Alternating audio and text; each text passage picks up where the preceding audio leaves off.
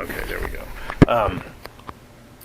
Okay, so in the Fifth Witness, my book featuring Mickey Haller, towards the end, he's gone through a pretty traumatic case, and he thinks things are going his way, and he's cruising in the back of the Lincoln Town Car, and they have your latest album on, and they're listening to Judgment Day, and that's the song that we're offering people for a download, so it would be cross purposes of book and music, which is, I think, a rarity in both our businesses. But I wanted to talk a little bit about the music, that song. So this album to me is interesting because of the choices you've made, and I was wondering if you could tell us a little bit about why you picked Judgment Day and what the song might mean to you. Well, I mean, it's a long story, but I'll try and keep it short, because when we met, I was in the studio ostensibly to go to work with J.J. Cale to make a kind of follow-up record on something we'd done before as a collaboration, and he took sick quite quickly, and it left me with studio time and nothing to do, and I fell into covering songs that had been very influential and inspirational in my childhood. So things just started coming up to the surface that I hadn't thought about in years, and all across the board, not just R&B and blues, but with a couple of Fats Waller songs came up and that I never thought I would perform. But Judgment Day, the song that we're talking about, was a song by Snooky Pryor that was on. I had a very small collection of blues albums, vinyl albums when I was young. I managed to score them from jazz stores in England, and one of them was a kind of compilation of Chicago blues, and there was Billy Boy Arnold was on there, and Snooky Pryor.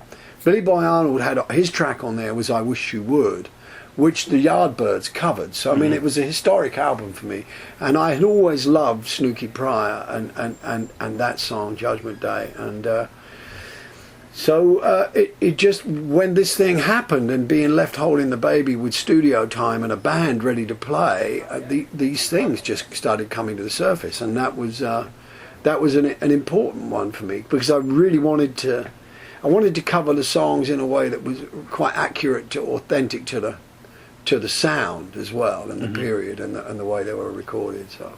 Well, when you said you had a vinyl album with this on it, I remember reading in either you told me this or I read it in the book you wrote, that you would go down to a certain jazz store and your process of buying records was whatever they got in from imports. So it wouldn't be that you've even heard the song; you would kind of buy it. Or would you hear it in the store? Well, they let us listen in those days. You could go in. There would be a turntable in a booth, and you could take a stack of records in there and listen all day. I see. There was no limit. There was no supervision, and so I would buy American imports, and I would listen to them, and I didn't know whether I was buying jazz or calypso and what I ought to say is that it was anyone that had a black character on the cover. It was a black musician. Well, then I'd go and see what that was about, and the merit kind of worked itself out. The order of merit was kind of automatic. I didn't have really a judgment system. It was just my taste, I suppose. Okay, and so do you think in that sound booth, it might have been where you first heard the song? Yeah. Okay. Oh yeah. Now, I don't know anything about the history of Snooky Pryor. Is someone you've ever met? Did you? No, I know, but the guy that played harmonica on the track, who was originally with the Thunderbirds. I mean, the Fabulous Thunderbirds. His name is Kim Wilson. He was the leader of that band from Texas, and he knew Snooky very well. So it was interesting he played the harmonica on our track, right? And he told stories about Snooky. He said he's still around apparently, and he must be getting on now. But I never met him. No. Well, that would be cool. He must feel happy that you covered the song. Well, I hope so. Yeah, I hope so. But the funny thing was, just to go on that from that day until that was when you came round to the studio. I remember when we met then, and from then on, I've just been honouring this commitment to cover everything I can. Right. That's what we're doing now. In fact, it's interesting. So I opened the door, and now I can't close the door. But why is that going on? As you say, it really was serendipity that J.J. Cale took ill. Yeah. And this opened this door, but Yeah. why is it still open? I mean, are you going back Because to there's your a lot. roots? Yeah, there's a lot. It's interesting to see what works and what doesn't. So I've been doing Hank Snow songs, and I've been country and still doing ballads. I just did cut the folks that live on the hill, and I mean I don't really care anymore because I think whatever you do, it'll sound like me, whatever I do. So. Well, when you pick the song, just going back to the song for one more question, what is it that drew you either back then or even now? Is it more the sound, or are the lyrics part of it, of the equation? Or? Well, with that song, Judgment Day, it was the whole arrangement and the sound of the guitars and that period, I think, of Chicago blues. It was the golden age. I mean, I think it was probably the late 50s, mid 50s when Muddy Waters was recording on Howlin' Wolf, and there was between the 50s and the early 60s, I think some of the greatest records that have ever been made were made, and that was definitely amongst them, really. Okay. All right, let me just jump now to the written word. Yeah. I've had conversations with you, other musicians, Ry Cooder, even Mick Jagger. A lot of you guys do a lot of reading. Yeah. And so in my work, music is very important. I have music playing when I'm writing. I try to put music references into the books, which is contradictory because you can't hear what you're reading. Yeah. But it works for me in the moments that I'm writing, and I'm just wondering whether there's any correlation or opposite correlation for you. Does reading in any way feed into what you do? What is it that you get out of reading? Well, I identify with the characters usually. I mean, I'm either reading you or I'm reading Cormac McCarthy, which is funny because I reread them, and I mean when I first read your stuff and I've discovered Hieronymus, I thought I was reading about me. I mean, there's so much about him that's like me, in the curmudgeonliness of it, and his humanity and his vulnerability, which he covers up so well, by being brusque and what have you. But so I think that I use reading as a complete getaway from what I do. I mean, and it doesn't necessarily work in the same way as you use music when you write.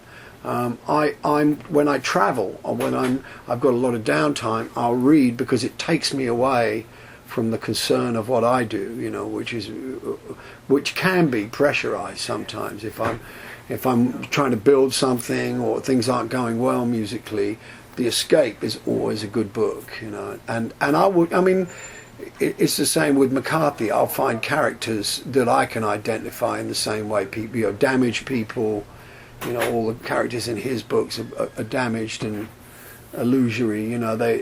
They suffer from mild delusions in the same way that I do. So that's how it works for me. I mean, I've never really gone into reading in a classical sense to try and cover the classics or from in an academic way. I've never really. I always. So then, how do you find what you read? People tell you, word of mouth? It just seems to fall into my lap. I don't think there's a certain amount of serendipity in that, that things get placed there. Mm-hmm. I mean, often, even if it means that you're in an airport, it could be even the title. The title will do it. Okay. But there will be times when I'll read book after book and chuck the book away after 3 pages and think I can't read this. So, so let's wrap it up here. I don't know if you reveal what you're doing before it's revealed to the world, but do you want to tell us? This thing? Yeah, what are you doing here? Well, what we did last time was keep cutting tracks. Once that door was open, the stuff was flying out, and we had about 8 tracks left over, which we've refined down to 5 that are very good. So I've been adding to those to make a second album of the same nature.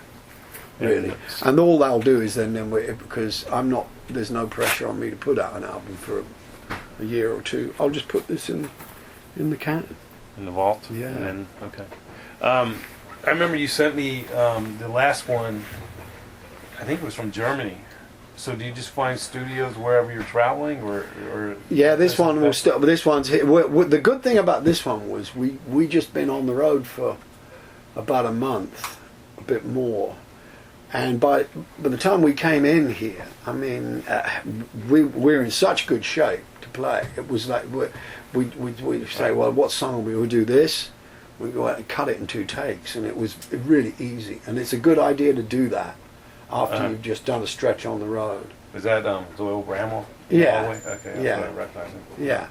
You met him before? You never met him? Yeah. Last time we were. Yeah. I mean, I think actually at the Hollywood Bowl I met him. So, Yeah. All right. Well, this is great. Yeah. Just not for the conversation, but does the road ever end for you? Because I bring this up because I've been telling my publisher I'm slowing down. I don't want to do as many book tours.